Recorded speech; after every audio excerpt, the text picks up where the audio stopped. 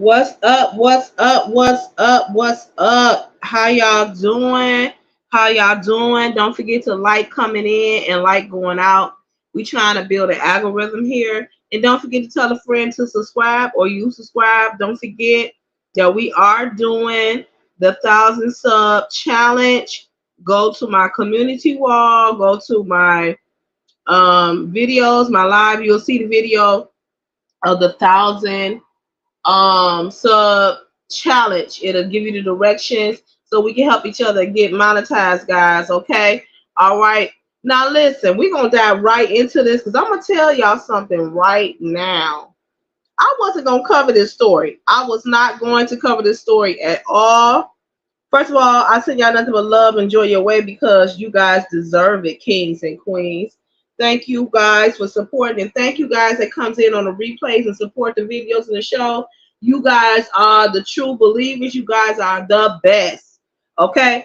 Now listen, I was not gonna cover this story because it was so much coming out with Puff Daddy that it had burnt me out. It had literally burnt me out.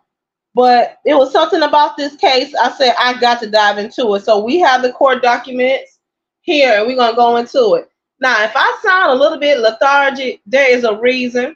First of all, it's like 90-something degrees here in Detroit, and I live on the 4th floor, and I got my air conditioning, my fan going, and I still can't make no sudden movements because I've been lethargic all day long. I literally was sitting in my living room waiting on the maintenance man to come fix some plumbing in my bathroom, and I literally got like I had to go lay down, like I had got sick or something, like dizzy. I'm like, I know I ain't about to pass out again. So yeah, I'm sitting here directly in front of the fan. So if y'all hear any noise, that's what it is, and I ain't turning it off. Okay, y'all got to bear with me. Okay. Now, before we go into this case, guys, I want y'all to understand that before we go into this case, if you have any children, if you're listening to this on your TV, you might want to turn the volume down. If you have your phone on speaker, you might want to turn the volume down or remove yourself away from the children because it already gives the disclaimer in the court documents that this is trigger warning and that this document contains highly graphic information of a sexual nature, including sexual assault. So this information that I'm sharing with you guys, it is sensitive. It's not age appropriate for young children. Okay, just putting that out there. And everything is covered under Section 107. All of this is for entertainment purposes, and all of this is allegedly. Okay, so let's get into it. This document was brought up and was created under California law, and it was brought into the United States District Court of the Central District of California. And the plaintiff, her name is Chanaaz Mangroe. She goes by Chanaaz Mangroe. Her legal name is Chanaaz Mangroe. And versus the defendant, his name is AKA the Dream. His legal name is Chanaaz Diamant. Okay, and so she's seeking damages. And I just want to say this. Hey Joshua, I said nothing but love your way, King, because you deserve it. Yes, you are the first as usual. Joshua, if you're listening to this live in front of children, or you might want to turn your speaker down because this is trigger warning. There is some information I'm going to be sharing of a sexual nature that is inappropriate for children. But we're diving in, okay? Hey, Shawanda, send nothing but love your way, sweetie, because you know what's up. You deserve it. You deserve it. You deserve it. You deserve it. You deserve it. Yes, you do. So we're going to dive into it. All right? And I want to say this. All of this that's going on, all of these cases that's being filed and dropped, these are individuals who are now feeling empowered by Cassie. Let's understand that Cassie is the trailblazer in this, and because she was courageous enough to come forward and had so much evidence against Diddy, allegedly, people are not coming out of the woodwork. They're not scared anymore. They're not scared of the big machine no more. That's why you seeing all this stuff coming out against Puffy and the Dream, and now Kanye and allegedly Beyonce. Yeah, there's a new court case coming up against all of these people, and all of these people just about are named in this new lawsuit against the producer, The Dream. Okay. So if you're just joining us, the plaintiff name is Chanaaz Mangroe, and the Dream's name, I'm sorry, yes, the Dream's legal name is Terrius, okay? Gustido, okay? So if you hear me refer to those names, y'all know who they are, all right? So let's get into it. Line 1, it says plaintiff Chanaaz Mangroe, aka Chanaaz Mangroe, plaintiff, or Miss Mangroe, hereby alleges by and through her undersigned counsel, Wig Door LLP and Garad Bengali APC, as and for her complaint against defendant Terrius the Dream Castillo Diamond, formerly known as Terrius Youngdale Nash Dream, Contra Paris LLC, Contra Paris, and Epic Records. These are the three defendants that she sent us suing together. She's suing and alleging the follow. And I want to stress that all of this is allegedly, okay? Number 1, she's suing The Dream is an award. This is the preliminary statement that I'm reading, okay, guys? She's saying that The Dream is an award-winning singer, songwriter, producer who has risen to fame, writing and producing songs for musical stars of the 2 last decades. He has been hailed as one of the most prolific hit makers in the industry and is considered innovative and incredibly talented. Y'all know he wrote that song, "Ooh, ooh, baby, you know that song, okay? That's the only song I really remember that was catchy. I'm quite sure he's written for more people, or has written more songs. I don't know. All right, line 2, it says he has fashioned himself as a champion of the arts and artists, once calling major record labels evil and stating that the artists are treated like slaves in the record industry.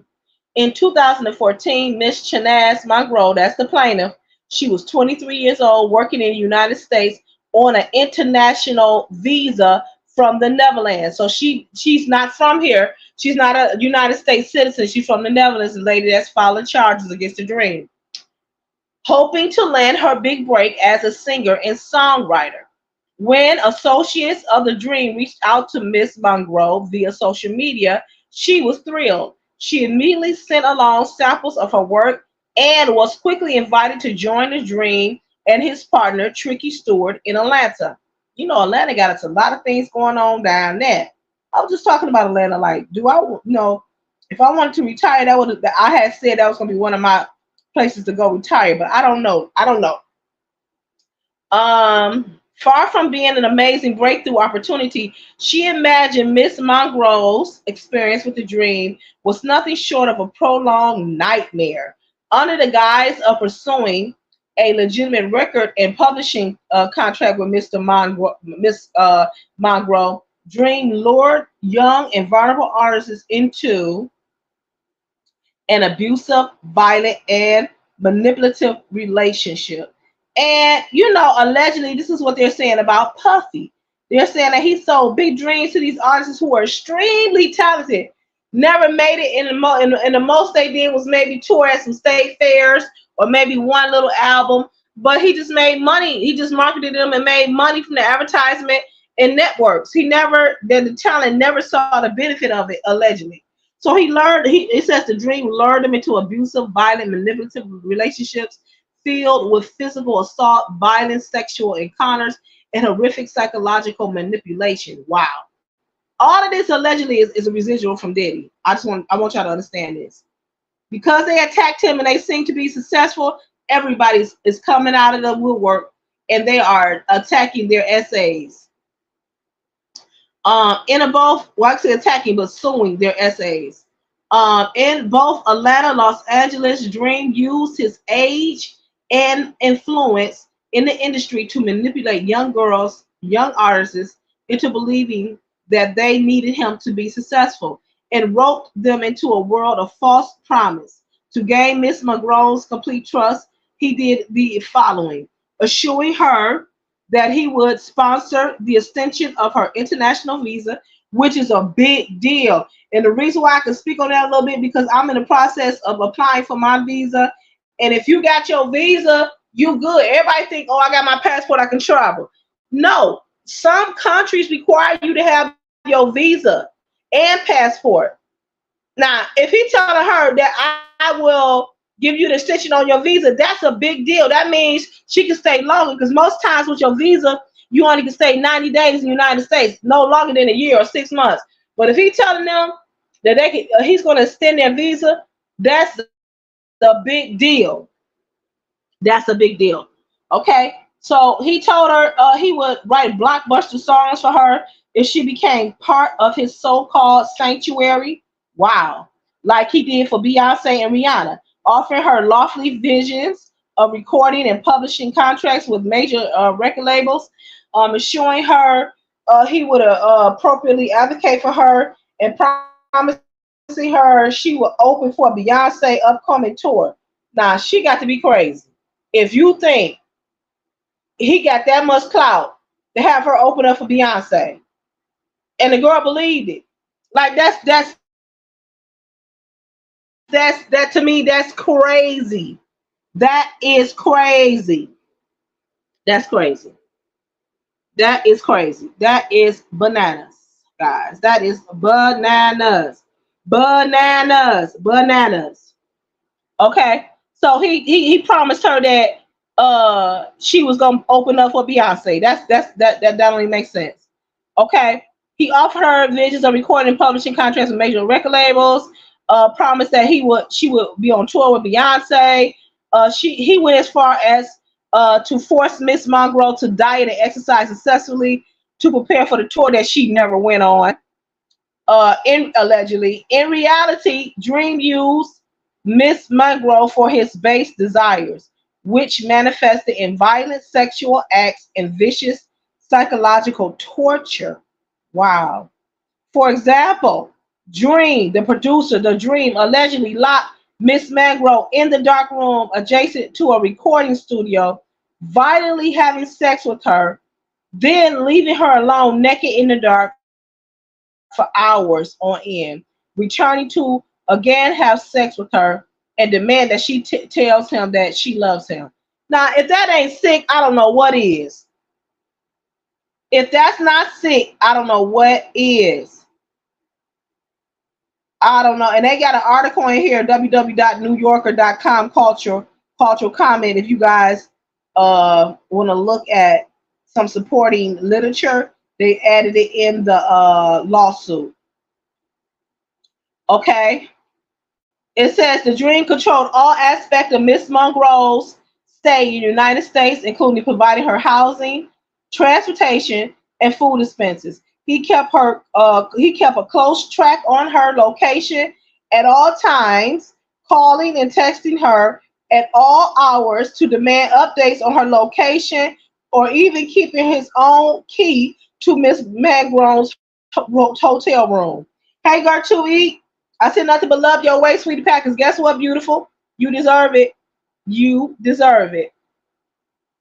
That don't even make no doggone sense. So what it is she was hoping to get a person. I could just about tell you she was hoping to get a permanent residence. And then the fact that he was at one time Beyonce's and Rihanna's producer, and he was popular. That is what lured her here, and he probably got her into the United States. But she was only on a working visa, and she did no work.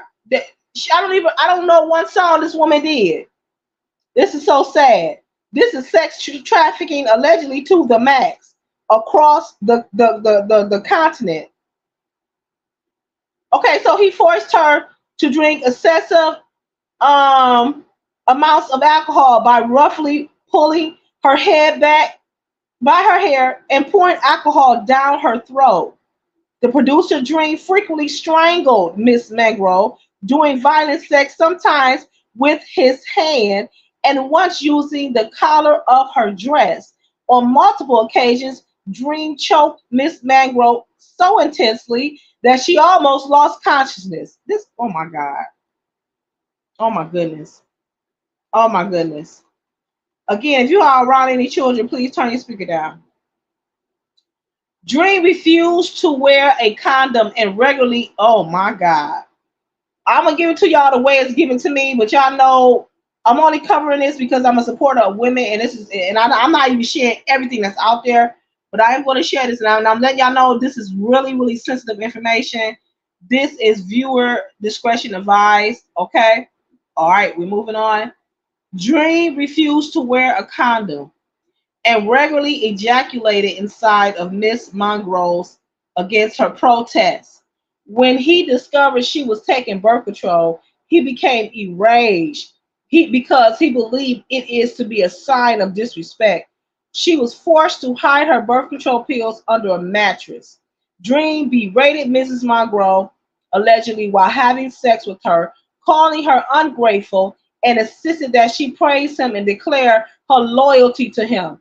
Dream once raped allegedly Miss Monroe in the back of a renovated Sprinter van the same evening that he forced her to engage in sex act in a public movie theater.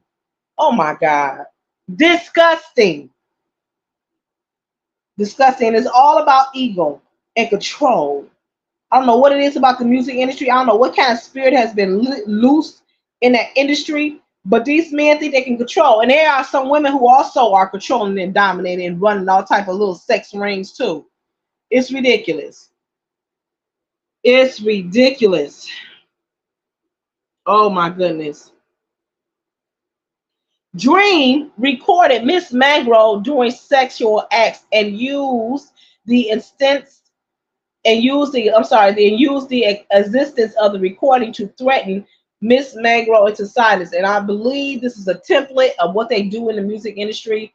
They record you, they drug you, record you, then blackmail you with the recordings. Other recording to threaten Miss Mangroe into silence. His depraved behavior was facilitated by his record label Contra Paris allegedly LLC, as well as Epic Record allegedly. The label Dream convinced to invest Miss Monroe, and despite the fact that he never intended to truly support her career trajectory, but instead wanted corporate funding to assist him in trafficking venture. And that's all it was. And that's all it was. He wanted her over here. So he convinced the record labels to front him money for her record career that he never invested in. Do you understand? Do you understand? That's horrible. That is horrible. Horrible. Okay, moving on. The results of this heinous act was that Miss Monroe career was unpinned. Her music was taken down from her or taken from her without any explanation. Contra Paris never provided her any compensation, and every attempt to revive her career has been hijacked by Dream and those who supported him. So they all knew what was going on. So that's why they all mentioned in this federal lawsuit. Over more than a year, Miss Monroe's experienced trauma that has still not recovered from. She is broken, she is brokenhearted, and she is broken as an artist, constantly afraid for her physical safety and plagued by reminders of the violence and control she experienced at the hand of Dream, who has continued his successful career unscathed by his horrific act. And you think you just gonna go on. And see, that's why I say people moving on and doing things in the dark and doing people dirty in the dark, they ain't understanding that we serve a real God. We serve a real God, and ain't nothing gonna get unchecked. You think you do your dirt, don't nobody see it. God looking right at you. And that go for the music industry, your real life, anything. In every aspect of our life, God is watching us. And that's why we're supposed to have a level of integrity. And all of these women are now seeing the chickens coming home to roost. They are now seeing their justice because God is not a man that should lie, nor the son of man that he should repent. And so everybody got their payday. And these music execs and these industry people, they think that they're invincible because they got all this money and they've been able to move for decades and not get harmed. You got to pay. You're gonna pay, and God gonna make sure of it. Do you understand? It says nearly a decade later, Miss Monroe is still putting the pieces of her life back together. But she knows that without speaking up for what Dream did to her, she will never be able to heal from the harm he has caused. She therefore brings this lawsuit to speak up for herself and other female artists who have been tormented by powerful and selfish men in the recording industry. She seeks justice and accountability to prevent further horrific abuse like she experienced and regains her sense of self as an artist and as a woman. Jurisdiction and venue. So this court has jurisdiction pursuant, and as this action asserts violation of 18 U.S.C. and therefore raises federal questioning regarding the deprivation of plaintiff's rights. The court has supplementals. So she's seeking damages, guys. Line number one, jurisdiction over plaintiffs' related claims arising under state law pursuant 28 U.S.C. Line number three, pursuant 28 U.S.C. Venue is proper in this court because a substantial part of the events or omission giving rise to this action, including the intentional and neglectful torturous conduct alleged herein occurring in this district. And they're talking about the District of California. So the court is going to be, the case is being drawn in California. All right. So the factual allegations. Now we're about to get into the allegations. That was just her statement. Now let's get into the allegations. Part one, the Dream has established himself as a talented and powerful producer, songwriter, and as a violent misogynist.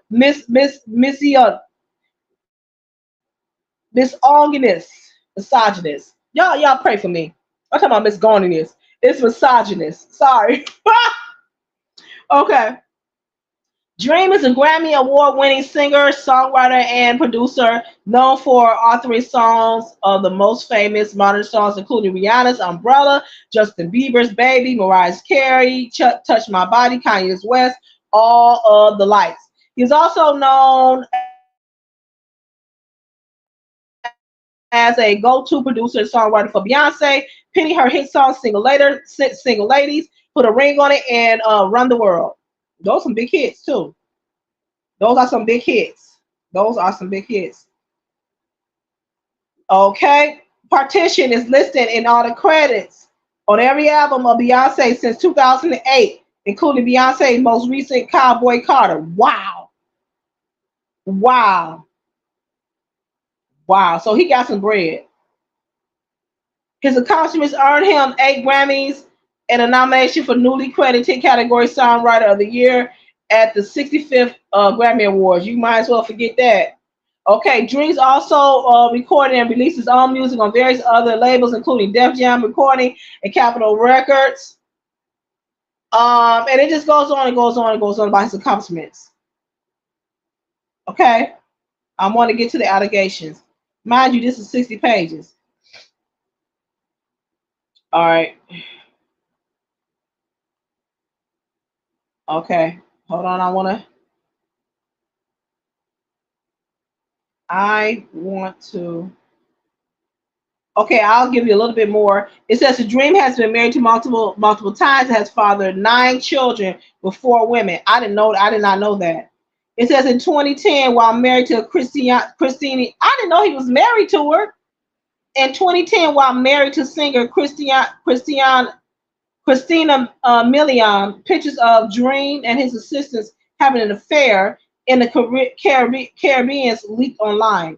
Dream then filed for divorce from his wife all of 9 days before Milian gave birth to the couple's daughter. And I did not know she had a daughter by him. Later news stories reported that Million's divorce settlement was contingent on Million's agreement to never speak about their marriage. Oh, I didn't know that. Hmm. His chauvinism was further on display when asked about his role as a parent to his daughter. In an interview with SM Magazine, when asked if he helped Millie out with the baby, he said the following: I don't, because my helping out turns into expectations. I'll get violent on a late night, maybe, or one or two. Oh, he's being sarcastic. But after that, no. If Christiana tried to call the nanny, call Violet Granny, we got people. Yeah, okay. In 2013, he shared that he was writing a book about relationships despite his multiple divorces, and quote saying, "But why get married? What do they say? Get the milk without the cow." Such statement cruelly refers to women as cattle and further suggests that Dream does not think romantic commitment is worthwhile. If sex could be achieved without commitment. Wow. So he's a chauvinist, allegedly. This same year, a month after making his statement, quote above, Dream was arrested in California for domestic violence incident with his girlfriend at the time, who declined to press charges. Less than a year later, however, Dream was again arrested on charges of felony assault and strangulation, reckless endanger, and child endangerment on his girlfriend, who was pregnant at the time.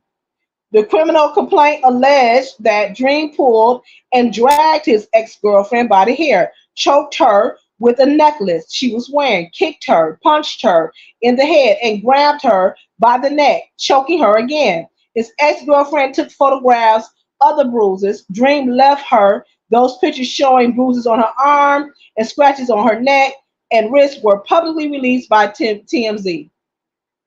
Wow. Wow, wow, wow.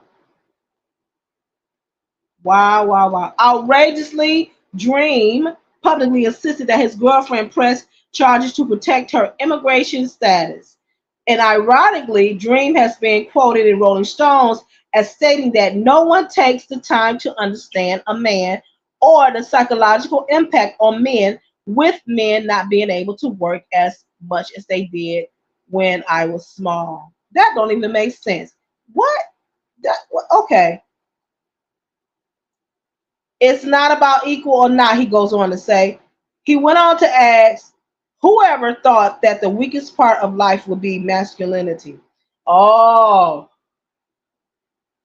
he on something.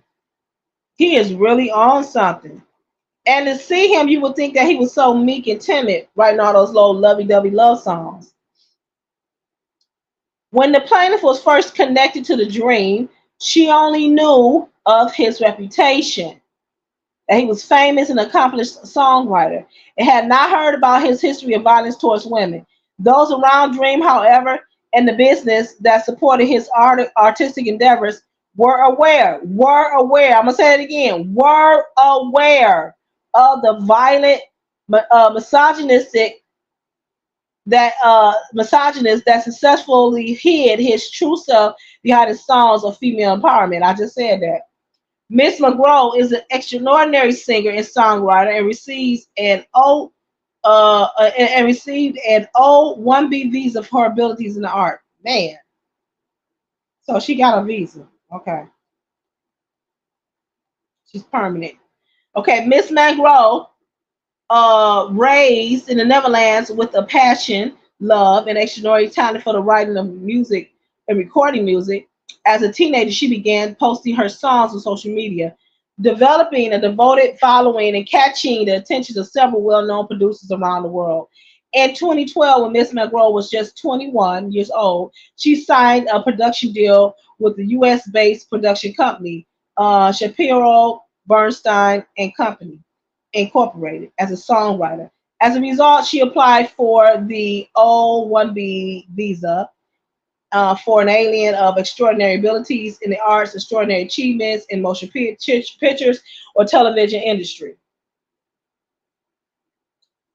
As The then president of Shapiro Bernstein and Company Incorporated wrote in the support of Miss Mangrove's OB visa application. Shani is an extraordinary artist who has established herself as one top singer-songwriter in Europe. At only 21 years old, Shani is on the short list of music industry's most coveted artists, achieving outstanding success in a relatively short period of time. My thing is go the route of promoting her as a songwriter. You know what I'm saying? If that's what your investment is. But no, y'all wanted to traffic her out. I don't even make no sense. She was awarded her visa within 3 years. Okay.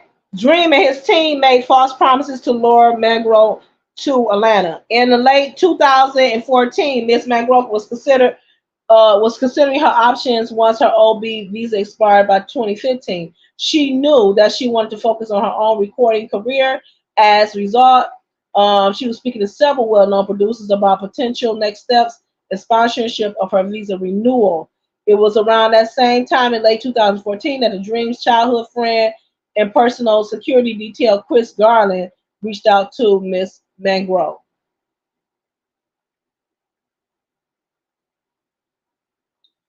Okay, via Instagram, he reached out to her asking her to send him music and share with the Dream's manager, um, Mercuriadis. Mercuriadis. At the time, Dream and his creator partner, Christopher Tricky Stewart, had reached an enormous success, including producing and or songwriting for Beyonce, Rihanna, and Britney Spears, Mariah Carey, Justin Bieber, producing 5 of his own studio albums, receiving several Grammy Award nominations and multiple wins.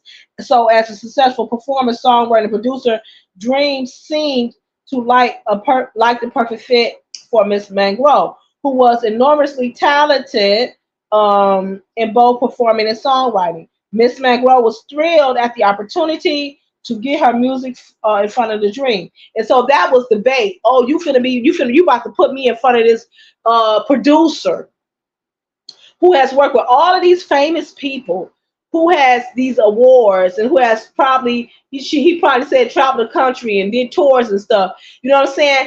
And all that may be true, but his intentions was just to see this young impressionable young girl who's willing to do anything to stay in the country, who's willing to do anything to get her music some life or become famous.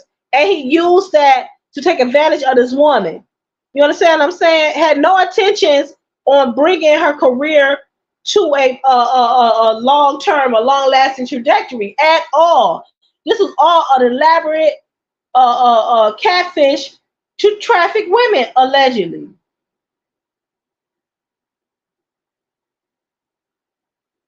So she sent her music, and hopefully her music was copywritten. She immediately sent her music to the friend of a friend. It says in January 2015, while Miss Mangroe was already in Los Angeles, Merck reached out to Miss Mangroe to arrange for her to fly to Atlanta to meet Dream. A young girl. I mean, at the time she thinks she's thinking she's following a dream.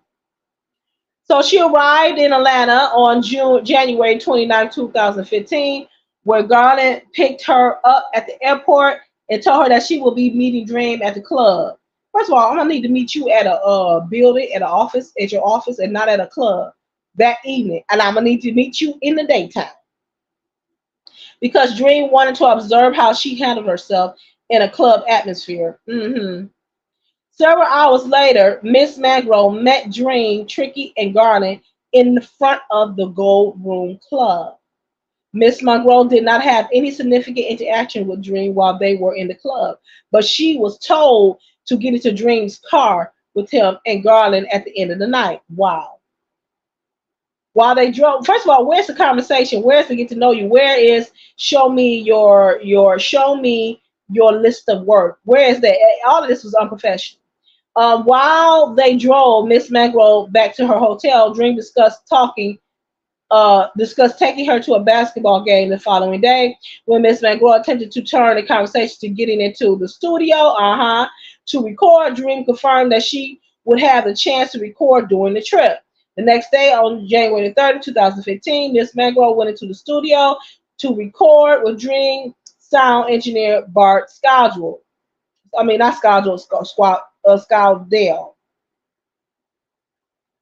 During the recording session, Miss Mangroe recorded a few verses for the song Transparent, which was supposed to be a part of Dream's forthcoming two-part EP, Crown Jewel. While the official release of Crown Jewel was delayed, the song eventually leaked online. Dream failed to give any credit or compensation to Miss Mangroe for her vocals. She should have traveled with a representative as well. On the following day, January 31st, Miss Mangroe went back to the studio and recorded the song 187, which Dream had written. Although Miss Mangroe had no gang affiliation or violent history, she was presented with a song titled With the Slang Used for Murder. Just using her talent up. That evening, during the range for Miss Mangroe to attend an Atlanta Hawks basketball game with Scodell, providing her with courtside seats. After the game, Dream and several others, including Tricky and Garland, took Miss Mangroe to a strip club. Now, after this, I mean, you can see that it ain't going in the direction that you think that this young lady thought it was going to go in. So the case says at that point, Miss Mangroe had not yet earned the right to have Dream's phone number, so arrangements were made through Garland. No, you ain't gonna fly me to another city, and I don't got no contact information. I don't got nobody here that's with me, and I've already been in these precarious places. Mm-mm. Honey, baby case. You always come with some extra money to get back home. All right, Miss Mangroe had never been to a strip club before. While there, Dream repeatedly handed Miss Mangroe large stacks of cash and demanded that she throw the money at the strippers. He has lost his mind. At one point, one of the strippers came to the table completely naked, and Dream instructed the stripper to get on top of Miss Mangroe, and Miss Mangroe was visibly uncomfortable with the situation. Dream seemed to enjoy how uncomfortable Miss Mangroe became. He laughed at Miss Mangroe and asked the stripper to leave and perform for Dream instead. Dream insisted that the stripper go back over to Miss Mangroe several times throughout the evening. The following day, February the 1st, 2015, Dream texted Miss Mangroe for the first time on an anonymous status that Dream had been giving her. First of all, you ain't gonna test me like that, and you flew me out here for my abilities, not how well I conduct myself in a strip club. After saying hello, the first thing Dream tested to Miss Mangroe was, "Do you have a boyfriend? Boyfriends aren't allowed. It's a distraction." Miss Mangroe was surprised to be asked such a personal question so early on in her communication with the Dream, but she wanted to be cooperative and responded in a negative. As the end of her planned trip to Atlanta neared, Miss Mangroe still was not giving a recording contract or any indication that one would be forthcoming. But she remained optimistic because Dream and his team repeatedly expressed how impressed they were with her vocals and how much they liked her voice and her general style. Finally, Dream told Miss Mangroe that he wanted her to sign to his label Contra Paris LLC. Contra. Miss Mangroe was so happy and overwhelmed with gratitude. It truly felt like everything, let me scroll down, but I can bet you would say everything that she wanted. Well, okay, close to it. Everything that she'd been working for about was about to come to fruition. Dream told her that he would make her the next Beyonce and Rihanna. Wow. Miss Mangroe explained in detail to Dream that her old visa was set to expire in November of that year and that she needed a new petitioner to continue her visa for the following 3 years. She reiterated that she needed to know if he was serious about signing her and supporting her O1 visa because if not, she would need to search for another petitioner. Dream assured Miss Mangroe that Contra would be her petitioner and that she did not need to look for the petitioner to continue her visa. He promised that she would receive an advance and written contract soon. Uh-huh. He then asked if she would go to Los Angeles with him for the next 10 days to continue recording. Miss Mangroe agreed. Miss Mangroe, then 23 years old, and in an entirely new and enticing world, truly believed that all her dreams were coming true. Unfortunately, however, she would soon learn that this was just the start of a long nightmare. Dream uses success with Beyonce and Rihanna to manipulate and exploit Miss Mangroe. All right. From the moment Dream began texting Miss Mangroe, he began regaling her with stories about Y'all know that the producer who produced A. Marie allegedly created Beyonce sound. Allegedly.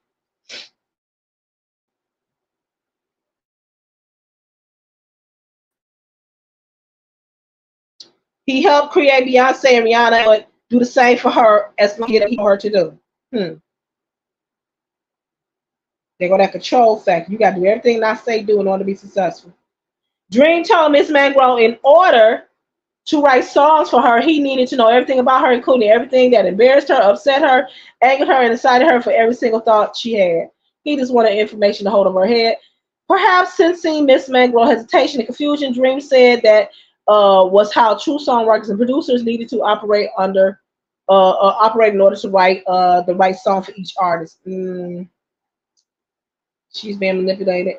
He said Miss Mangroe needed to belong to him so they could become the next Band J in reference to Beyonce and Jay Z. Now, how is it that now you want to be referred to as Band J? They are in a relationship. You are not in a relationship with this young girl. He's delusional. Dream knew how much Miss Mangroe loved and admired Beyonce as an artist. He regularly used Miss Mangroe's admiration for Beyonce as a way to manipulate Miss Mangroe, telling her that the only reason he achieved such great success with Beyonce is because they created a sanctuary together. And they got sanctuary in quotations, which allowed him to know Beyonce in a way that others could not, and consequently, he could write the best songs for her. Dream explained that the sanctuary was even stronger than spousal connections because it was about art. Wow. I mean, he putting on the theatrics. I was with I can say with, but I used to sing for this producer, and I'm gonna go ahead and share this. We're gonna continue on, but I was with a producer in the gospel industry. I was a young girl. I was young. I was so young, and all I wanted to do was sing. Y'all know I'm not no lead singer. I'm a background singer. I ain't going out here to my sing, because I don't. But I can hold a note, and I sing background. And I was a big old bosom young girl. You know what I'm saying? So this producer, I was introduced as a producer by a mutual friend, and we used to go to his house for rehearsals. And I mean, he's extremely talented. He was very talented, and this is the thing, they use a talent to draw in these young women. And at the time, Brandy was the big thing going on. You know what I'm saying? So I come to his house, and there's a young girl there. Man, she looked just like Brandy, got the braids, sound like Brandy, looked like Brandy, was beautiful. I mean, kid mannerism like Brandy, and she was always at the house. I'm like, dang, she don't got, yeah, you could tell she was young. She was always at the house when we would rehearse. And I mean, it was some heavy hitters in those rehearsals. There was celebrity kids and heavy hitters in these rehearsals. And I'm sitting there, you know what I'm saying, just happy to be in the midst, just happy to be there. And so one time he told me to come over there, and nobody was there. I think, yeah, nobody was there first. He was like, I want you to be my secretary. I'm like, oh, okay. You know what I'm saying? I want you to be my secretary. He's like, I want you to start putting this office together. And I'm like, okay. So I'm in there cleaning his office, putting paper and stuff together, right? And then I came downstairs at one instance, and we sitting there reading the Song of Solomon. That's another manipulation using the Bible. And he's reading the metaphor when he was talking about how the church is like this, and it's like a woman with breasts and rosy breasts, and talking about the nape of the woman neck, just all these metaphoric scriptures that's comparing a woman's body. He looking at me. I'm like, and he's sitting directly next to me, like skin on skin. I'm like, where is he going with this? And then I go upstairs. Then all of a sudden, I hear all this noise. I ain't gonna say who the celebrity kids is because I don't want to get in trouble by my favorite friend because it was somebody that he loves. So they all down there, and I'm like, it's a bunch of people down there. I go down there, and I don't go all the way down the stairs, but I go down there. They all getting drunk, which mortified me because we supposed to be in a church. You know what I'm saying? At that time, I was heavily churchy, and I'm like, I can't believe all these church people down here drinking. Right? So that scared me. So then I go upstairs. I'm back in the office and I'm like, I done fell asleep because it's not by this time it's nighttime. This man ain't got no car. It's nighttime. And I'm a young girl. And then I'm on the east side, I'm over here on 6 Mile somewhere. So I'm like scared. I think all I had was enough. I had got on the bus. I got on the bus, right? Mind you, I'm walking the wrong way on the bus. I'm terrified, nighttime, and I'm on the bus. Now I get on the bus and it's going the wrong way the whole time and I ain't know it. And the man's like, the bus driver get up and walk towards me. I scream because I think the bus driver about to rape me. He like, no ma'am, it's in the inner line. I'm somewhere on last year. Now mind you, I lived in Highland Park at the time. And so I'm like, oh my God. So I used my last little money to get a cab. And a cab, we almost at home on the lodge somewhere. I want to say Davis is somewhere, 94 somewhere. I don't know.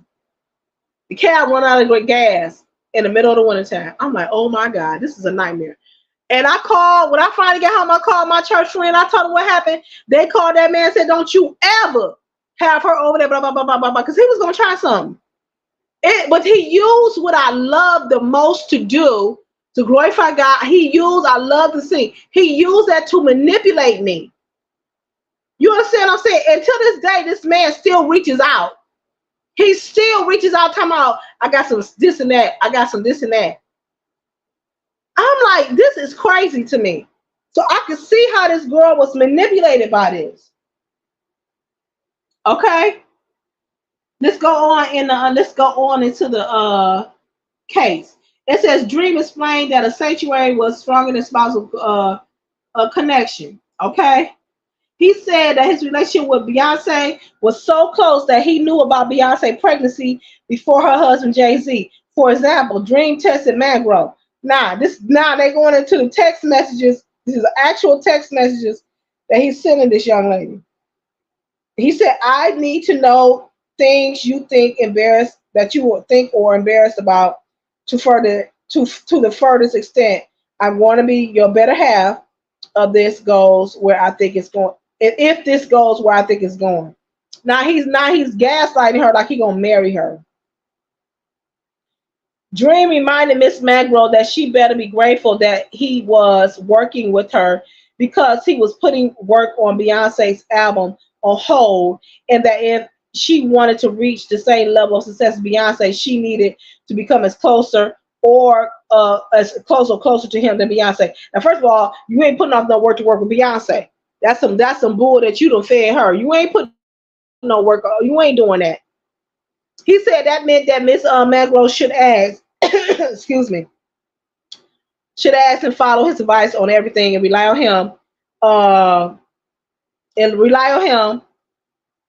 to be her main confidant and limit her inner circle to only those that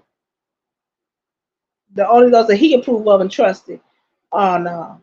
He was trying to isolate her. He went on to say, Dream said it told Miss Mangroe that if she acted right, he would share the specific formula he used with Beyonce. What? What you mean? See the Dream? See, I didn't. This man right here, he used his talent to lure this woman in. So he done told her if you act right, he would share the specific formula he used with Beyonce, and that Miss Mangroe and Beyonce will be the only two artists with those industry secrets. Get out of here, man, please. Dreamly pointed out that he would make any new artist successful, but he was choosing Miss Mangroe, so he expected her to respect him correctly. Oh, he already being a dictator. Sound like he bipolar and sound like he got a problem with rejection, or maybe he don't feel accepted by women. Dream frequently pitted Rihanna against Beyonce, implying that Rihanna was fighting for attention and was frustrated that he was giving it to Beyonce instead of her. He said Rihanna was begging him for good records, but because his special sanctuary relationship with Beyonce, he saved them for Beyonce, and that Miss Negro could be part of it as well. Oh, get out of Dodge.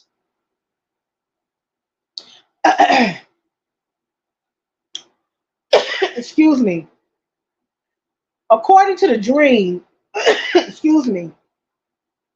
According to the dream, Rihanna was possessive over him and got angry when he worked with Beyonce. In an apparent effort to reiterate how grateful Miss Mangroe should be for the opportunity to work with him, Dream told her that Rihanna would frequently send him flowers and other gifts. Get out of Dodge. He reiterated that Rihanna had to work to make him give her hits records and was choosing to work with Miss Mangroe instead. Get out of Dodge. In one of their earliest text exchanges, Dream asked Miss Mangroe when she lost her virginity, explaining that Rihanna had told him this information about her, insinuating that the artist he worked with closely would share such intimate information with him. No, he was just being a pervert, allegedly. Dream led Miss Mangroe to believe through manipulation and coercion that if she allowed him to completely control every aspect of her life, that they could create the ultimate sanctuary that would surpass any accomplishment he had with Beyonce and Rihanna. You out your mind. And she believed this. When Miss Mangroe questioned the idea of the sanctuary, like what is that? Because they keep putting it in parentheses, or asked the dream to clarify what he meant. She he she would receive evasive response like the following: I let you know after we win 10 Grammys together. Right now, you just have to be free and let me undress you emotionally. Do all I can do. I can know what's so I can know what's underneath your heart. No, he want to know what's underneath your dress, allegedly. For a new artist, the thought of becoming the next Beyonce or Rihanna was obvious and intoxicating. Miss Mangroe was willing to work as hard as possible to make her recording dreams come true. Okay, Dream told Miss Mangroe that he was working on Beyonce's new tour and that if everything went well, Mangroe could open for her, but shared this promise only in the context of of his emotional manipulation to her. Here go another text, actual text in the case. He said, "I think more freedom you give me, the more relationship I will be able to put you through and in. I am a straightforward person. Things like Beyonce opening isn't a big deal to get it done. That's my family." Oh, he was really using her. Miss Magro had no reason to disbelieve what Dream was telling her at the time. He was successful. He made hit records with Beyonce and Rihanna and convinced her that two of the most successful recordings artists were dependent on him for their success. All cold. Dream regularly held his age and experience in the industry over Miss Magro, telling her that she simply did not understand how his methods were necessary to success, and instilling in her that she was grateful for his efforts to help her, placing himself on a pedestal, emphasizing that her success was only possible thanks to the dream. For example, he stated in the following text. Okay, I'm reading the text. It says, "It means more to me that you can't imagine. My risk should tell you that in your mind, you should know that I'm risking something far greater than anyone else has for and with you. And it's because I know it's beyond explanation." Oh my God. "You can't explain this, so don't even try and don't mention it. That's why the government denies things. It isn't because it's not true. It's because the lesser mind wouldn't even understand. So why stop the life they have and change what they love about their life. It's actually unselfish thing to hold it in the truth. Oh, he that didn't even sound cohesive. Yeah, something going on with his mind, allegedly. Miss Mangroe was drawn into a whirlwind of lofty messages like this and was quickly convinced that she needed Dream to make it in the music industry. Therefore, was willing to take all in any direction from him. Only now does she see that Dream was using fraud and coercion to manipulate her into believing that she was being brought into a legitimate business arrangement, not a venture to use her dreams for Dream's violent sexual desires. That's crazy. Okay, Miss Mangroves goes to Los Angeles and records her album, and the dream begins horrific pattern of physical, sexual, psychological manipulation and abuse under the guise of creating art. On February 4th, 2015, Miss Mangroe arrived in Los Angeles directly from Atlanta. Soon after arrival, she began receiving messages from the dream that were extremely flirtatious, including asking her if she wanted to lose her virginity again, implying that he wanted to have sex with her. That evening, Miss Mangroe was in the studio, which was Tricky Stewart's house, recording music. Dream complained that Miss Mangroe needed to loosen up for the sake of the music and pressured her to drink alcohol, smoke marijuana in excessive quantities. Dream told her that Reese smoked so much that while she's smoking one blunt, Jen and Melissa are already rolling the next. Even though Mangrove did not enjoy using drug and alcohol, she felt pressured to meet Dream's expectation of a hit artist. You are know, my God. I couldn't even imagine to be forced to do stuff like that. That's scary. Throughout the evening, while they were recording the studio, Dream became more aggressive in pursuing Miss Mangrove had to having sex with him. He assured her that sex with him was part of the process and that could only write. What? First of all, stop there. Never in the history of music making is sex required to make music. He assured her that sex with him was part of the process and that could only write hit songs for her if she agreed to let him know everything about her. In an effort to deter Dream, Miss Monroe tried to argue that she did not want to do anything that could complicate making great music. In response, Dream told her that she agreed to be his trust partner and not listening to him and doing what he wanted was a sign of disrespect. Miss Monroe, who was alone in the United States, increasingly confused and frightened about the situation she was in, tried to protest again. Now, see, that's what I'm saying. You don't. I would have came with somebody. I'm sorry. Maybe she didn't have nobody, no family. I don't know. But this is a scary situation for a young girl to be in. Dream reiterated to Miss Mangrove that she was part of something special, that he let her into the sanctuary because she was so talented and that she was part of something bigger than anything she could understand. In the studio, Dream began to touch Miss Mangrove and she pulled back, suggesting that it was not a good idea to be flirtatious with others around. Dream proceeded to take Miss Mangrove through the house where the studio was located, eventually bring her into a pitch black bedroom. Oh my goodness. Upon arriving in the bedroom, Miss Mangroe had no doubt about what Dream's intentions were. She told Dream, I don't know about this, and I don't want to ruin this. Dream responded by telling her this was really important and that they did not have time to waste. He insisted that this will only make the record much better. You got to be kidding me. Oh my goodness, that's so sad. Dream then grabbed Miss Mangrove's hand and placed them on his genitals. He then quickly escalated, pushing her down the bed and inserting his penis into her. Others in the studio began to look for Dream and Miss Mangrove, causing Dream to leave the bedroom and go back into the recording studio. When he did so, he locked the bedroom door with Miss Mangrove inside, naked in the dark. Oh my goodness. After some amount of time, Dream returned to the bedroom and again had sex with Mangrove. Mm. He did this repeatedly for several hours, leaving Miss Mangrove tired and confused. During the ordeal, Dream told her that this was going to be great for Miss Mangroe and also demanded that Miss Mangroe tell Dream that she loved him. In fact, he would only stop aggressively having sex with her once she said that she loved him. These people have lost their minds. You lose your mind. I don't know what kind of spirit is this to take over these producers. When Dream finally let Miss Magro leave the bedroom, it was around 6 a.m. The sun had risen and most of the people from the studio had left. Tricky, however, did see her and Dream leave the bedroom at that hour. She returned to her hotel confused but tired, but tried to remain grateful and hoping for what she believed was her big break. Honey, I would have been getting my passport and getting up out of there. I would have went straight to the embassy if I knew where it was.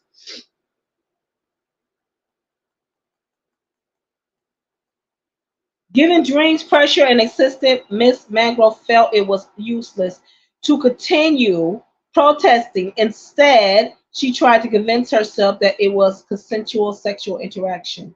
It was easier to believe that Dream was saying that face the reality of the situation. It was easier to believe what Dream was saying than to face the reality of the situation. That a famous, significantly older producer was using his influence and power to make a young woman on her own in a foreign country have sex with him. Dream later texted Miss Mangroe and acknowledged that he pressured her into having sex with him. In particular, he texted, "Entering into you was like walking through a door of roses. Sure, there was some thorns, but it isn't beautiful. Diamonds can't be made without pressure. Nothing great can." Nigga, oh, excuse me, I didn't mean to pull that word out of the grave. You got to be kidding me. On February the 7th, 2015, Dream text Miss Mangrove, "We are married through art, and I won't ever let anyone take advantage of you, and will perfect you in the end like a knight." Unfortunately, it was Dream who Miss Mangrove needed protection from, and there was no knight willing to help her when she needed it the most. Throughout her time in Los Angeles, if Mangroe and Dream were in the studio at the same time, he expected her to be available to have sex with him whenever he demanded it. Dream refused to use protection. While she was in Los Angeles, Miss Mangroe became sick with strep throat and was given antibiotics to treat it. She knew that the antibiotics could lessen the effect of birth control and begged Dream not to ejaculate inside of her. Oh my God. He refused. At one point, they were in Los Angeles, and Miss Magwell physically tried to get away from him to avoid mm, mm, mm, to avoid him ejaculating inside of her. And Dream held her arms down and ejaculated inside of her over protest. This type of violent sex control and manipulation became more and more common as the days passed. On around February 13, 2015, Dream sent Miss Monroe sexually explicit texts, including one that said, "I want to F your what? What? Oh my God. If y'all got it, please. Y'all, I barely want to read it." He said he want to, "I wanted to blank your bladder so hard that it make you urinate." Okay, I'm done. I'm not reading that. Okay. That these people are sick. In between sending those texts, Dream texted Miss Mango about recording deals he was working on for her, including, "We will have major distribution in about 30 days, so you better be ready." Dream frequently used this type of manipulation where he intertwined business and promises with violent sex. On February 14, 2015, Dream texted Miss Monroe that she must care about what he cares about and said, the life your life is now, you have way more room, but I will care about those things in your life like they were my own." Okay. "Your mother is my mother. Your father is my father. Your brother is my brother. Your friends are mine. Your enemies I will inherit as my enemies." When Miss Mangrove said she did not understand, Dream responded, "That is, that other stuff. Blood in, blood out." Now, I don't know what he talking about right there.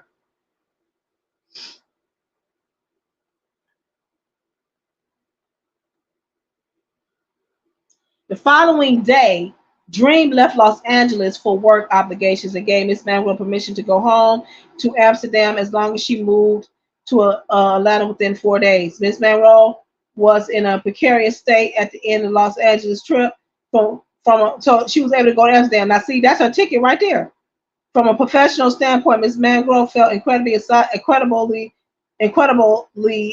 about the work she had done and could really see her vision becoming a recording artist come true. After all of that violent sex, however, she felt increasingly confused and fearful of the dream. He was volatile and quick to anger if she did not quickly comply to his demands. Yet, in such a short period of time, he also told her that he loved her, he would protect her, and care more about her than anything else anyone could ever. It was dizzying. It was dizzying, which, hold on, I'm scrolling down, guys, was precisely Dream's intent in his campaign of psychological and physical manipulation. Dream convinces Miss Magwell to move Atlanta where Dream. Oh, honey, once I went to Amsterdam, I wouldn't have been coming back. I'm sorry. I would not have been coming back. I am so sorry. Okay, so in order to convince Miss Magwell to move to Atlanta, Dream could promise that the contract was forthcoming and that he would find her an apartment to live in and that would pay her expenses in Atlanta until she received her advance. As a result, Miss Magwell flew to Amsterdam on February 17, 2015 to pack all her belongings and prepare to move to Atlanta. Wow. On the day before she left Los Angeles for Amsterdam, James texted Miss Magwell, hopefully we will have a deal memo in place before you come back to confirm that was the plan. Hmm. That was just the Lord to keep her, to make her come back. On the same day, during a text conversation with Miss Magwell, Dream tested, I will not let anyone disrespect you. This will be fair and respectful from my end, period. And I'm going to pay your advance out of pocket, FYI.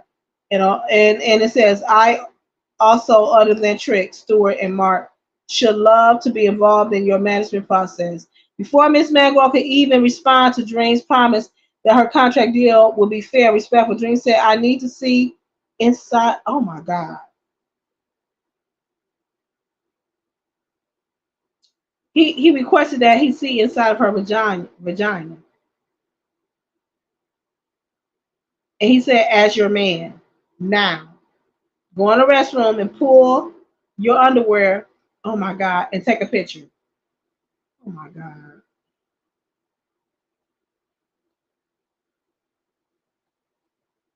It is unlikely the coincidence that uh, he wanted that. He also named the song Panties to the Side in the name of the song written and sung by Dream. In an interview for Essence Magazine, he said the following about this track is it was about a quickie. When you can really get it all in the way and you can't take. Okay, I ain't even going through all of that. Y'all, if y'all want to see what he said, y'all get the document yourself. I ain't, that's disgusting.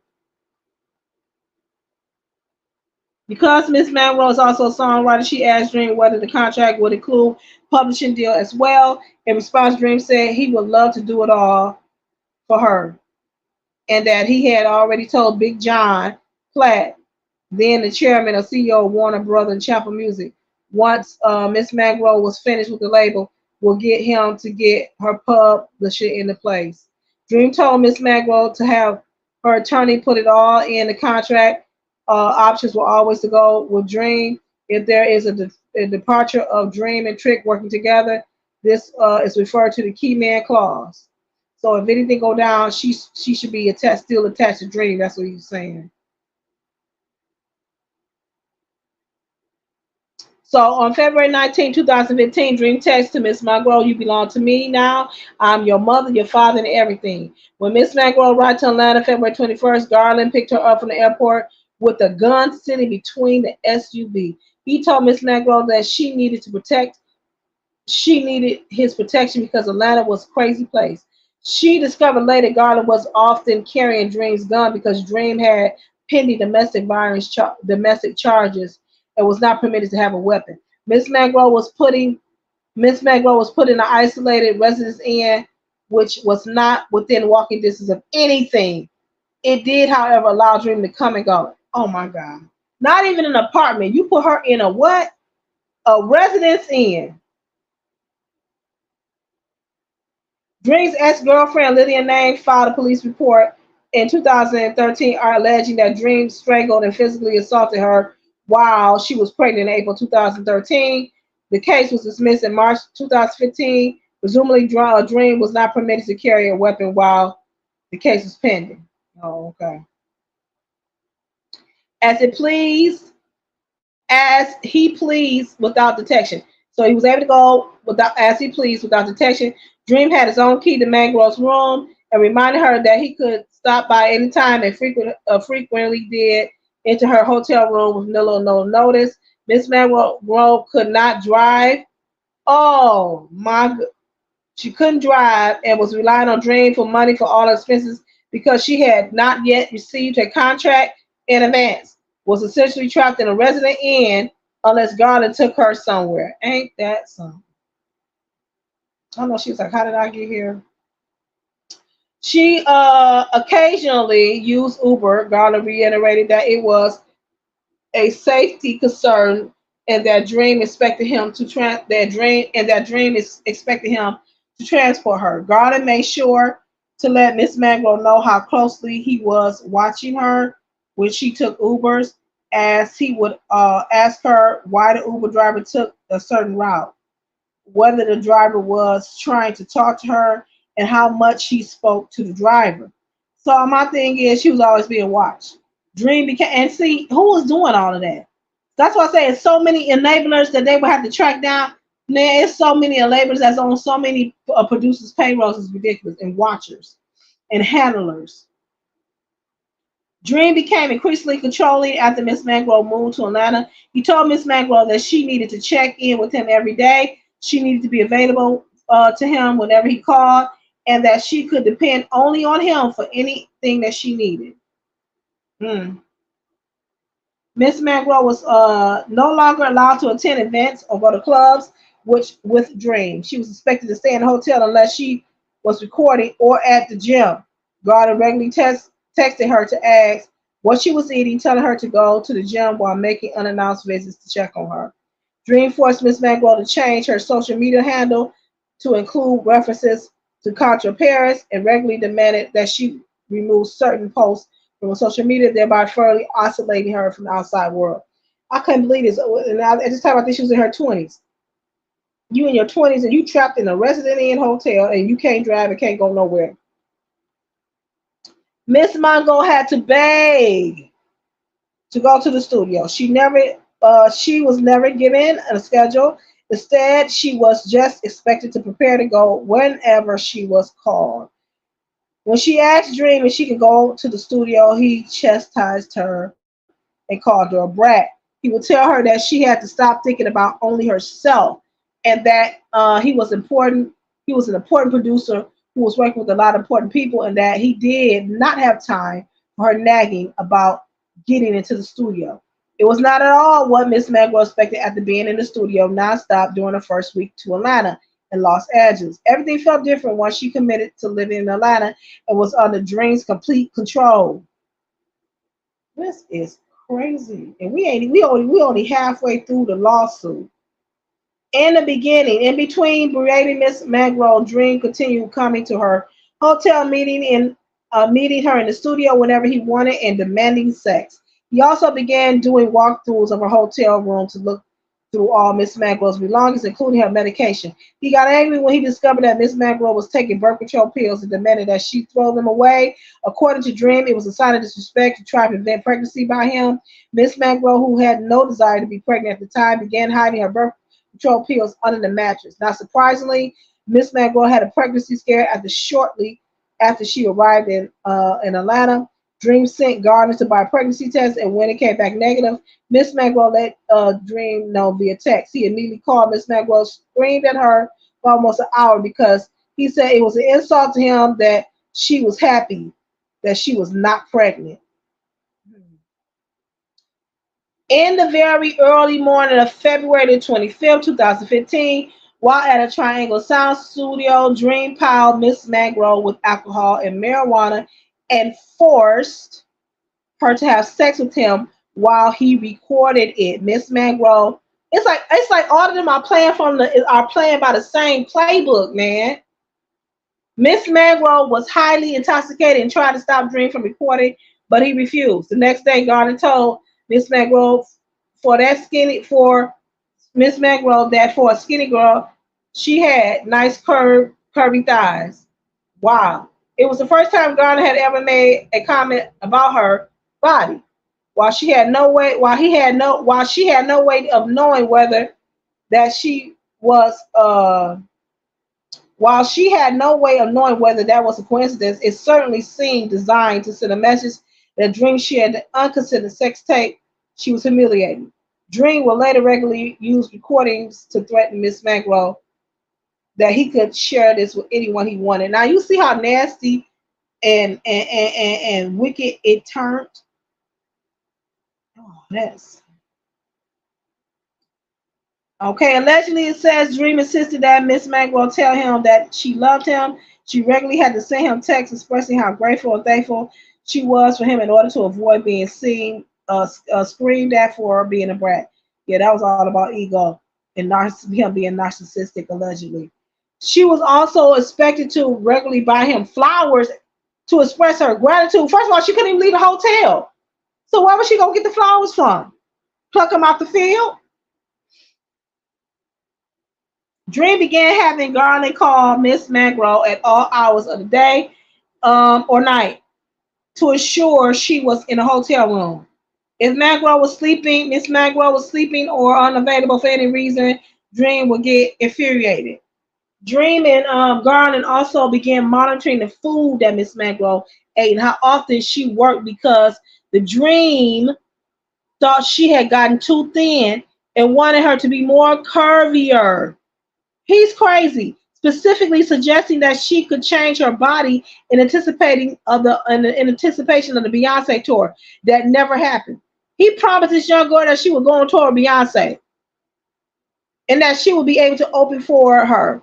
Miss Mangroe was often very hungry because Garland monitored what she ate. That was her handler that Dream had watch over her at the Resident Inn Hotel. If she mentioned something she ate, Dream would tell her that she would need to work out extra hard the next day. Wow, body shaming. Miss Mangrove considered Garland to be something of a confidant when she arrived in Atlanta. He often asked her how she was doing and was initially very kind to her. Well, of course, of course. However, if she complained that she had not been in the studio for a few days or that she was stuck in the hotel room for several days in a row, Garland would tell her that she needed not to worry about keeping Dream happy, as he explained in some substance. If the Dream says something is vanilla, even if you see and know it's chocolate, if Dreams tell you it's vanilla, it's vanilla. I'm going down. I'm going to scroll down because it's like 60 pages. But we at 30.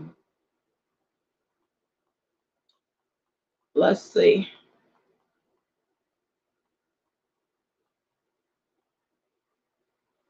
Okay, during the second week of March 15, after a few weeks in the Resident Inn, Miss Mangrove discovered bed bugs in her room. Oh my God. And asked Gardner to place her in a new hotel. For reasons known only to Dream, Miss Mangrove request infuriated him. He screamed that she was trying to take advantage of him and that she was not loyal and that she was a brat. Miss Mango tried to desperately explain herself, but Dream's anger continued to escalate. He told her it was her fault that Beyonce album was delayed, and she had the right to tell her, and he had the right to tell her what to do to him sexually to make it up to him. He demanded that Miss Mango apologize to him for the delay to Beyonce album, which was probably never in place, while he forced her to perform sexually and commanded oral sex. Dream oh my God. He roughly shoved his penis inside Miss Mangrove's mouth until she was choked. Oh my God. Choking. When she attempted to signal with her hand that she was choking, he said that he was her boss and continued forcing himself inside of her. Eventually, Dream began to choke Miss Mangrove with both hands and she began to pass out. Dream continued to scream that she was taken advantage. Oh my God, he's sick, sick, he's sick. Dream stormed out and left Miss Monroe in shock with several bruises on her neck. Unfortunately, she knew that Dream was leaving town shortly, so she would have a few days to recover. Dream never apologized or mentioned the strangling incident again, and unfortunately, it would not be the last time he became physically abusive with Miss Mangrove. On or around March 14, 2015, Dream left. Dream left. He left Atlanta to handle some work obligations elsewhere. Miss Mangrove wished him a safe flight back before he took off, but when he she did not text him the following day, Dream told her, you need to check in. During the next day, Miss Mangrove made sure to say hello or good morning. When she missed one day around March 21st, Dream texted, "You're not checking in." Miss Mangrove responded that she had checked in with Garland every day as she was required to do. Okay, this is crazy. On the following day, Dream texted Miss Magro to say, "My international wife, I think it's time for me to hit that." You're talking about sex when you having my baby. 2023, when Miss Magro did not immediately respond, Dream text, "You're ignoring me now." Miss Magro immediately responded, "Fear, no, I'm not ignoring you. I'm studying." Dream threatened Miss Magro that he was going to drive over to where she was and said he was on the way, even though Miss Magro later learned he was not even in the state at the time. Just manipulating this girl. She living in fear. When Miss Magro did not respond quickly enough, Dream texted, "This is This is definitely ignoring. You better not be cheating on me." As soon as Miss Magro saw his message, she told Dream that her phone was on silent to try to ease his escalating anger. When Dream returned from the trip, Miss Magro tried to focus on recording and staying focused on her goals while keeping Dream as calm as possible. On a rare occasion that Miss Monroe was allowed to go into the studio, Garland said that Dream told him to make sure she was liquored up before getting there. If Dream was at the studio when Miss Monroe arrived, he would check to make sure she was intoxicated. If he did not think she was drunk enough, he would forcibly pull her hair back and force Dream. Oh my God. Yeah, he and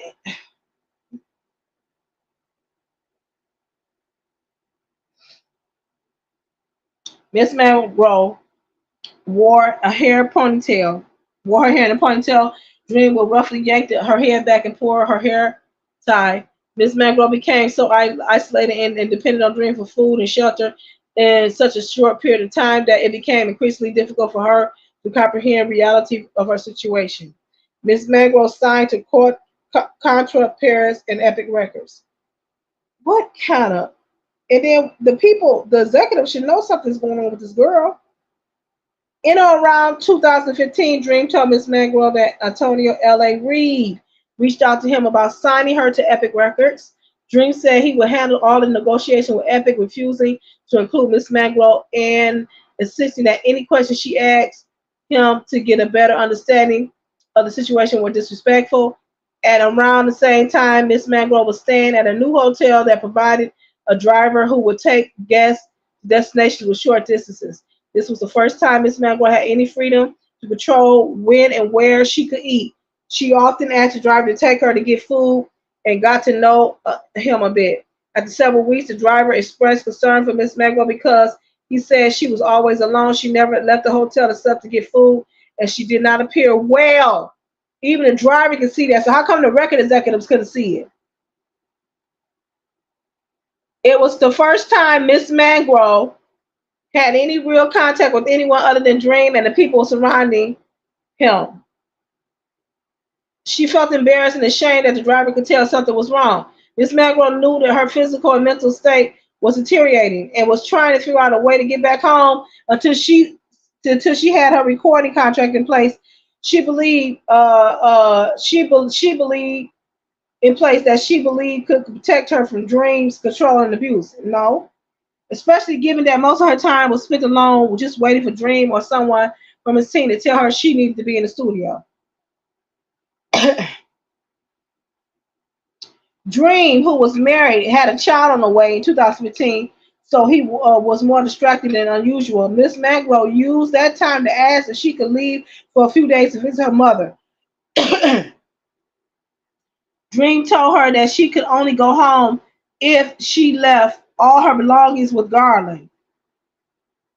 Perhaps sensing Mrs. Mangrove's newfound realization of the abusive situation she was in, Dream's sexual assault intensified. One occasion, Dream told Miss Mangrove that he wanted to take her to the movies.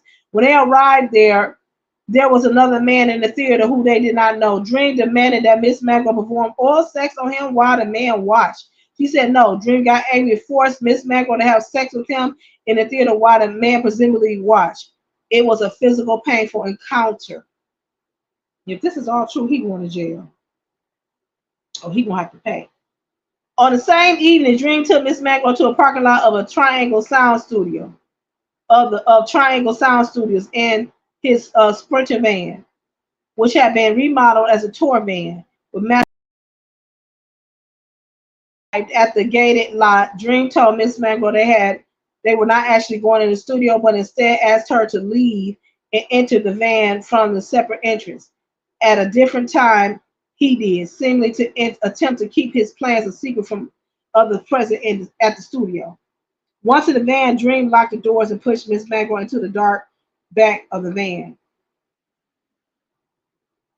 He pinned her down on the mattress in the van and took off her clothes and started forcibly having sex with her. He pressed his full body weight onto Miss Mangroe while covering her mouth. And see, you know what? He probably thought he was gonna get away with this, but God got away. His hand so that she was unable to breathe. He told her he was angry, that she wanted to go home, and screamed at her that she was difficult and ungrateful, and forced himself onto her. Dream had began choking Miss Mangroe and demanding that she say you are mine, and instructing her to say you're mine. Aggressively scared, Miss Mangroe and choking became intense, that she believed she might have lost consciousness at one point during the ordeal. He told Miss Mangroe that she better remember who she belonged to while she was gone, and demanded that she tell him that she loved him. And further told her that he knows everything about her and is the foundation of her career and record project. At this point, honey, she need to be worried about her health, not about no record career. Once he finished, he instructed Garland to come to the parking lot and take Miss Mangroe back to the hotel. Miss Mangroe had bruises all over her neck from Dream's strangulation. Miss Mangroe left for Amsterdam once with one small bag on and around April the 7th, 2015. At that time, Dream instructed Miss Mangroe that she could only be in Amsterdam for a few weeks as the recording contract and distribution deal was finalized and executed. God. In and around April 11, 2015, Ms. Mangroe texted Dream about Billboard magazine interview he did that just been published. He previously told her that he was going to discuss her as one of the new artists in the interview. She never came up in the interview, so she texted Dream to why she was not mentioned. It was an innocent inquiry because Dream that caused Dream to fly into rage. He sent several pages of text messages, response saying, "It wasn't about you, it was about me. Don't patronize me, Shiny. You know I'm smarter than that. And stop being so selfish. Don't ever call me about something so minute again. Please. You treat me like I'm some side B or something, or as if I'm not important just because I made you important. I'm giving it up. I'll let everyone know where we stand." He trying to scare her. I'll be like, yeah, you done choke me. We ain't got nothing to do with. That's okay. Miss Mangroe, who was just excited about possibly being mentioned in the article, was completely taken back by his reaction because he was becoming more and more unpredictable. She realized that anything she asked him had the potential to make him angry, and that she had no way of knowing what would not cause such an explosive reaction. She was very thankful to be having the conversation via text instead of in person. Dream refused to speak to Miss Mangroe for several days, and she was left completely in the dark about whether he was planning to move forward with Miss Mangrove's record. Honey, just stay where you at. You shouldn't even went. You shouldn't even went back. God then texted Miss Mangroe to say he had spoken to Dream. He told her that she needed to play her role, so she was humbled to show her passion and loyalty and provided a gift to Dream as a peace offering. Garland suggested customized Contra Paris clothing to prove to Dream that she was committed. Dream eventually responded to Ms. McRose. She was forced to reiterate how grateful she was for him, tell him that he meant everything to her, and so forth. She continued texting Dream good morning to ensure that she was checking in as ordered. On or around April 16, 2015, Dream texted Ms. McRose to say that Reed and Epic Records were going to be their partner on the record deal. This essentially meant that once she signed the recording contract with Contra, she would sign a distribution contract with Epic. Once both the contracts were signed, Miss Monroe album could be finalized and released. On April 21st, 2015, while Miss Monroe was still in Amsterdam, she finally signed a contract. The contract was a recording and shopping contract that provided Contra with exclusive rights to all audio and audio-visual recording. In addition, a 6-month time period to enter into a substantially negotiable and distribution agreement. Oh, well, they own everything. That ain't no deal. Contra, the Contra contract specifically noted that Dream was an agent of Contra, and upon information and belief, he was also a principal of LLC.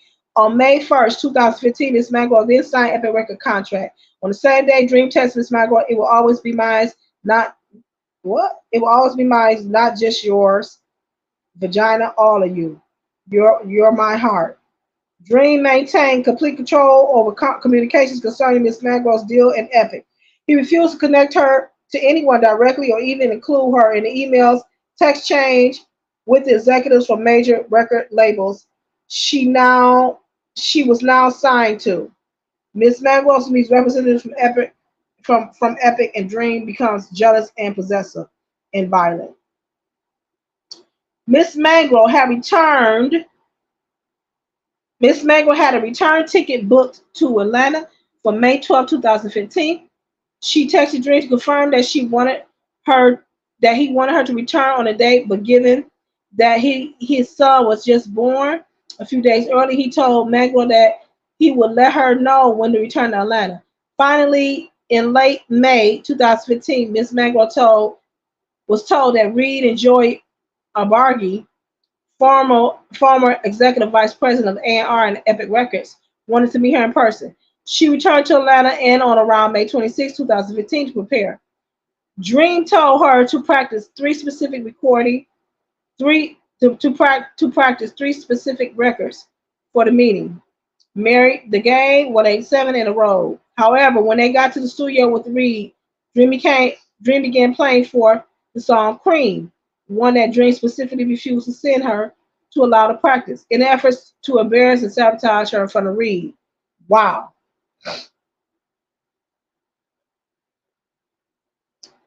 After Miss Mango performed, Dream turned his chair towards her and placed his hand on her bare inner thigh and stroked her leg in front of Reed and Abarji. While the group spoke about her performance, it was humiliating for Miss Mango and served only to assert Dream's dominance over her. During the group conversation, uh, Reed said that he liked how sexy Miss Margot was, which infuriated Dream. After Reed and Abarji left the studio, Dream mentioned Reed's comment and forcibly had sex with Mangrove in the vocal booth while Garland guarded the studio door. Garland need to go down too. It was allegedly. It was so rough and painful that Miss Mangrove began to bleed vaginally. Oh my God. Miss Mango did not want to have sex with the Dream at the time, and certainly did not consent to physical violence and force he used during the encounter. During this trip to Atlanta, Miss Mango celebrated her 24th birthday, and she posted a selfie on her social media celebrating the occasion. Dream immediately texted her to delete it. She quickly replied. Dream replied, "You can't keep doing and undoing." If you don't get it, just say you don't, and we can move on. I got my own stuff to worry about. It was yet another not so subtle threat.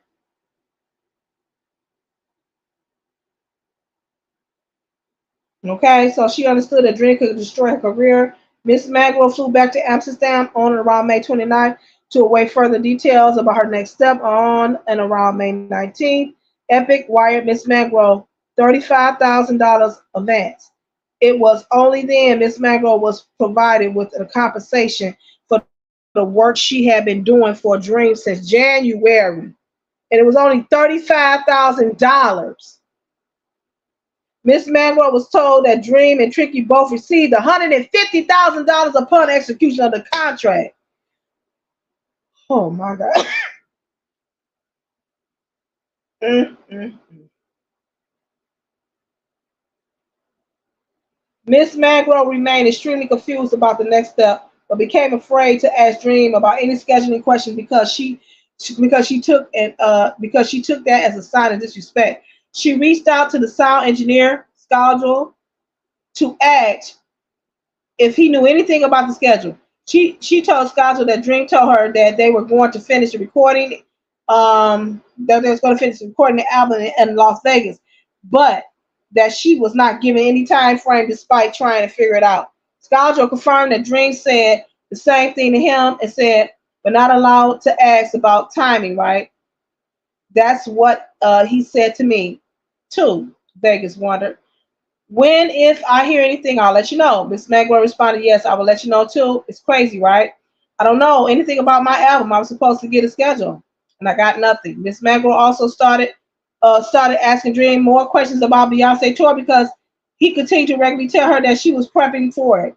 Dream played Miss Magwell a song for he wrote for Beyonce that featured Jay Z, and told Miss Magwell that he was not allowed to play the song for anyone but he allowed her to hear it to get excited over for the tour, but that probably never happened. Weeks later, Miss Monroe mentioned to Scardrell that Dream played her a new Beyonce song. She was so excited to hear about it and asked Scardrell not to tell Dream that she had told him that she heard it. However, to her shock, Scardrell told Miss Monroe that it was an old record that they had cut and that it ultimately did not make Beyonce's previous album. It was not a part of the new album or tour. In fact, as it turns out, Beyonce was not preparing for a tour at all. Miss Margaret started to realize that the dizzy and whirlwind Dream had led her on through was a mirage, and she started to feel Dream never truly wanted to produce her record, but just wanted to control her physically and mentally. Yeah, for $35,000. In mid-June 2015, Miss Merrill asked Dream that she could come back to working again. She said, "You know, you don't need to approve if I want to go out there. You're the one that controls my budget. And also, I can be there this weekend, so it's up to you." After Dream responded that he thought Miss Magwell was flying herself to Atlanta using her own money instead of the money of the Epic budget, Miss Magwell said she could do that, but she thought Dream wanted her to stay there, which she could not afford to do on her own. Dream then told her that he did not want to burn out your budget when planning on finishing the record in Las Vegas. As a result, Ms. Magwell was forced to continue waiting for Dream to provide permission to use her budget for traveling and living expenses, or to go back into the studio and continue her recording her music. So the budget was the payout was actually the budget. Throughout July, Miss Mangroe continued to wait. She was fearful of asking too many questions because of the way Dream reacted. However, Dream became angry and called her disinterested if she was not regularly keeping in touch. It was impossible balance. In mid-July, Dream reached out to Miss Mangroe to say he was planning her first showcase for the label in August and was working on a radio edit for Married to the Game. Miss Mangroe said she was looking forward to the details. Later that same day, Dream tested, "I need to have sex with you now." The following day, when Miss Mangroe did not immediately respond to the text message, Dream told her, You better not be cheating. Where are you? In late July, Dream began pressuring Miss Mangroe to hire Cynthia Campbell, an assistant who Dream personally knew but had little experience with musicians, and to pay her $15,000 for the first 3 months. He also told Miss Mangroe to move in with Campbell, presumably as a way to keep close track on Miss Mangroe. Now, ain't that almost half of what they gave her? Dream also scolded Miss Mangroe for failing to buy Gardner's gift after her contract was signed, given that Garland was the person who connected her to Dream. While appreciating Epic's $35,000 advance, hmm, that ain't no money though. Miss Mangroe had been working and then sitting around without any compensation for many months. The advance was not enough money for Mangroe to hire her own assistant, pay for her living expenses, and pay Garland the finder's fee. What? Miss Garland had no idea when or if another paycheck would come. Garland began pursuing Miss Mangroe to give him $10,000 to expand his security business. He said that the Dream promised to pay him a finder's fee, but had not paid it, and he was precarious in a financial position. But she told the Dream only that she only had $35,000. She didn't have enough money to pay Campbell, rent an apartment, give Garden gifts. Dream was very angry and chastised Miss Mangrove for being selfish. Oh, this is a money scheme too.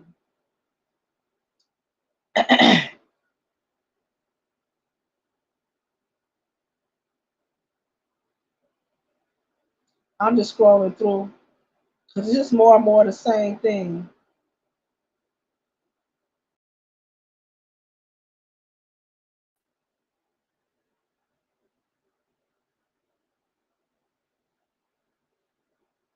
Dream's abusive behavior continued to escalate while recording in 2015. Another artist complimented Miss Mangrove's shoes, which angered Dream. He locked Miss Mangrove into a room off to the studio and sexually and physically assaulted her while Garland guarded the door.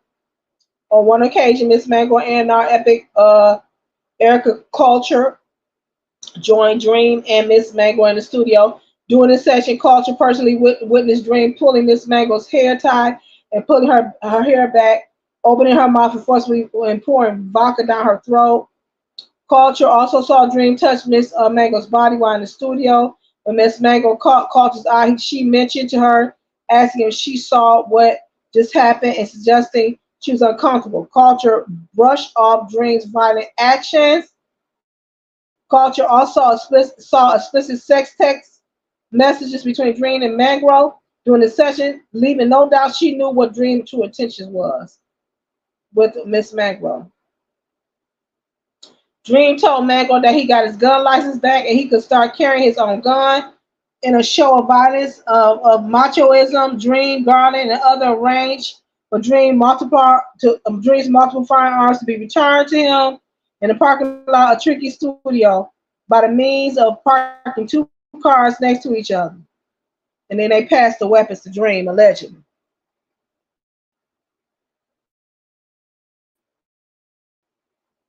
So after this, Dream kept a weapon on him. Man, when I tell you this is so much crap,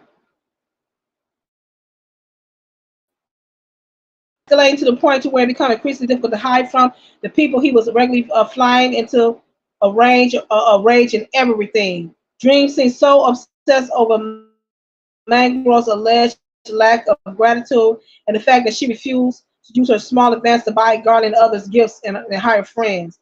The fact that Miss Mangrove had said no to him was simply something that Dream could not get over. In 2015 of August, Dream told Malcolm that he had found her a manager named G. Robertson, who was a good friend of his who managed Drake and Nicki Minaj. Miss Mangroe was thrilled because she desperately wanted to find a way to put distance between her and the Dream while fulfilling her contractual obligations to Contra. She thought perhaps her new management could protect her, however, things continued to escalate.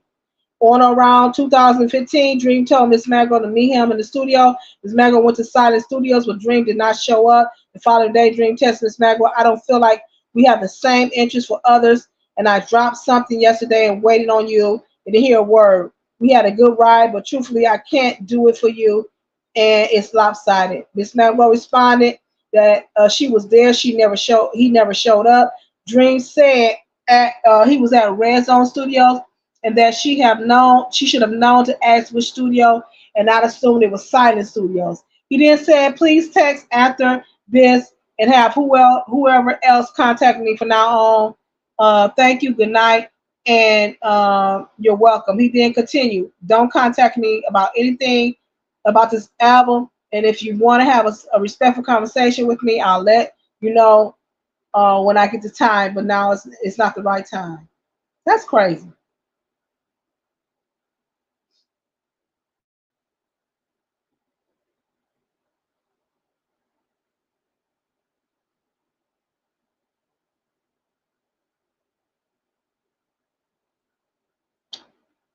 Soon after Miss Margot left the Airbnb where Dream had put her up and booked a hotel room near the airport, she was terrified but realized that she needed to escape the months of fraud and violence she had endured in Dream's hands. Miss Margot confided in Culture, sharing with her on the phone on August 17, 2015. The Dream was sexually and emotionally abusive and had gotten violent with her and was preventing her from finishing her record.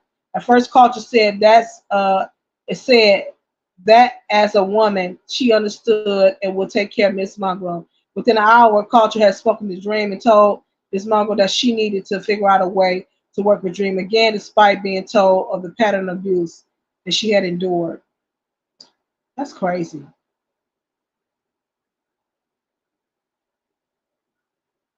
And it goes on and on and on. Oh my God. And it goes on. It's 60 pages, guys. We made it to like 42. So if all of this is true, this ain't good. This ain't a good look for him at all. Dream sexual assault and physical violence and manipulation weighed on Miss Monroe for almost a decade. In December of 16, Mango General practitioner referred her for treatment for anxiety depression because she was suffering from panic attacks, insomnia, and lethargy. She could not speak about sex essay Dream inflicted until 2018 and then worked in therapy to attempt to get her life back. Oh my God. So the first thing they're causing, first cause of action is ST under 18U.SC for all defendants. Second case of action is SB, actual addery.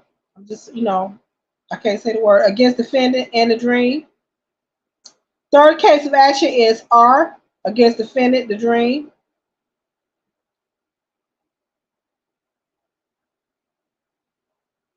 Defendant and each of them as to filing for money judgment representing compensation damages, including consequential damages, lost wages, earning, and all other sum of money together in interest of these amount according to proof. For money judgment, mental pain and anguish and severe emotional distress according to proof. For punitive and exemplary damages according to proof, attorney fees and costs, pre-judgmental and post-judgmental interest, and for such other further relief as the court may deem just and proper. Plaintiff hereby demands trial by jury on all issues of fact damages stated herein dated June 4th, 2024. And it's signed off. Man, when I tell you, if this is true, it's a wrap. It's a whole wrap. So there you have it, guys. It's in its entirety. The case against, alleged case against the dream. Hopefully this will shine a light to this pattern of a SA in the industry. And all of this, guys, is a residual of Cassie's case and what's going on with Diddy. Man, allegedly Kanye, allegedly Beyonce. It's like a spiral. It's like they are almost giving a new birth to the industry. Like they clean the house. We know they're gonna be 100% clean. But it's like they like clearing the shelf to put some new people in place. You know what I'm saying? So um, I'm going to go ahead and commit myself to following this case up and give you guys try to give you guys weekly updates. Okay. All right. This is your queen, Kayleen, saying be great. Bye bye.